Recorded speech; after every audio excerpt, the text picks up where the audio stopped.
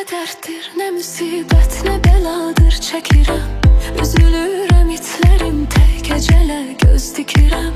Bizim eşq bağçamızın gülləri soldu ebedi. Açmayır gözlərimin yaşını hər gün tökürəm. Baxıram cavanlara, hamı gülür, hamı danışır. Doğrudan maraqlıdır, həyat qaynayır, qarışır. Amma mən cavanlığımı sevgimə qurban verirəm.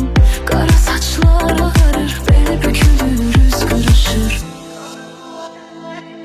Qalıb o əllərinin izləri məndə, qalıb o bal dilinin sözləri məndə. Sənin heç yadına düşməyir bu məhəbbət indi. Qalıb o tunqalalovun gözlərində, qalıb o əllərinin izləri məndə, qalıb o bal dilinin sözləri məndə.